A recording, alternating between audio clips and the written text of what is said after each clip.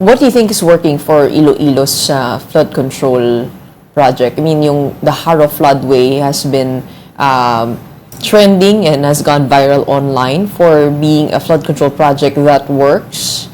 What are you seeing there in the way that the Japanese do their flood control projects? Well, fortunately, I was involved with that project. It was part of an ADB-funded project, yung Metro Iloilo-Guimaras Infrastructure Master Plan.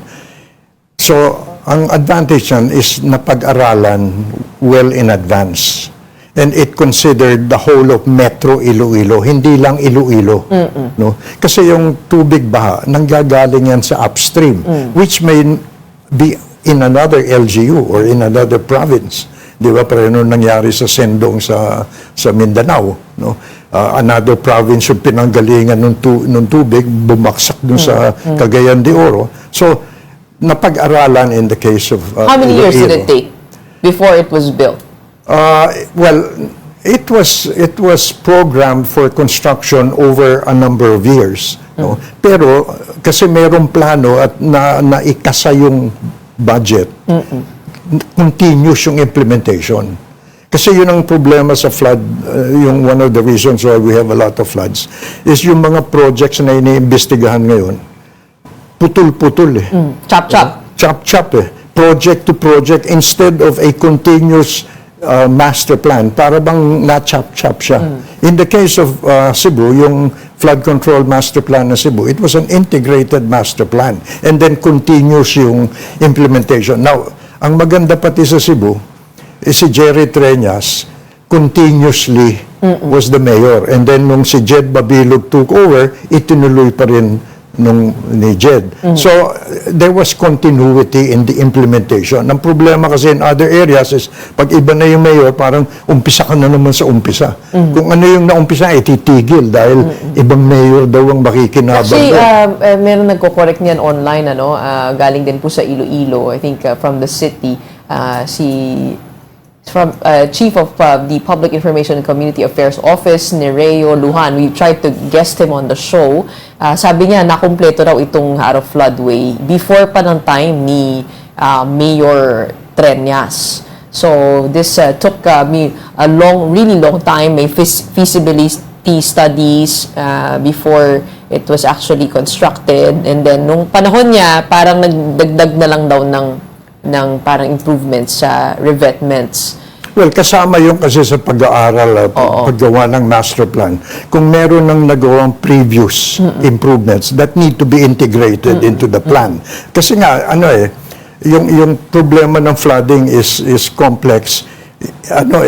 It involves a number of LGUs, a number of levels of interventions by the government. So, kailangan talaga pag-aaralan, ano yung nagawa na before, ano yung nakapropose in the future, and how are they interconnected.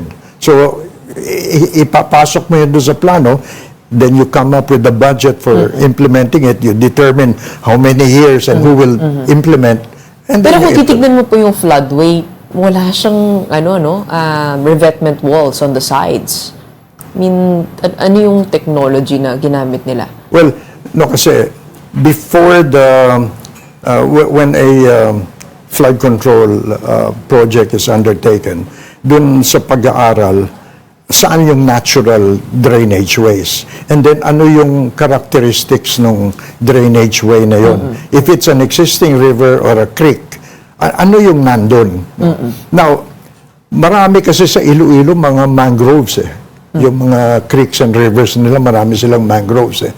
And since nakakatulong yung mangroves to delay the flow of floodwaters and to absorb the floodwaters, ni-retain nila yun.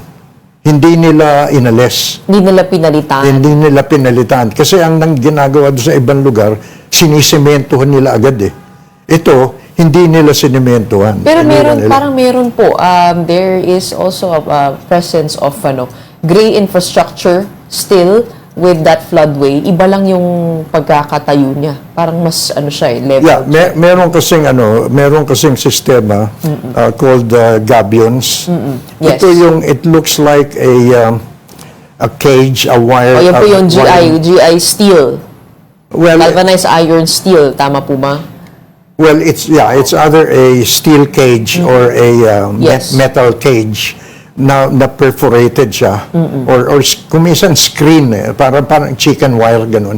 Tapos mga bato. Yun po yung ginamit sa Jaro Floodway? I'm not sure whether Okay. what was used in Haro kasi detailed engineering na yan. Pero that is what landscape architects use. Okay. So that pag flow ng tubig sa ilog, instead na semento, it flows through these gabions. And then yung I understand what you mean kasi I did the flood control management in my own area. Okay. And I used gabion. Okay. At tama po kayo, yung sinasabi nila, lumulusot kasi yung tubig. Yes, yes. Imbis It na slows down. sementohan mo. Kasi pag sinementohan mo, pinabibilis mo yung flow ng tubig dahil solid Pero kung gabions, it slows down the So it also prevents erosion. Although the gray infrastructure involved in the Jaro Floodway includes revetment, ground sills, sluices with slide gates, with flap gates, inverted siphons, all of which are engineered concrete and steel structures. So meron pa rin. Yes. I guess we have to study, no? Yes, hindi. What makes it work. Yeah, hindi naman kasi sinasabi na don't do the hard infrastructure and the hard engineering. Pero it has to be done in the proper places.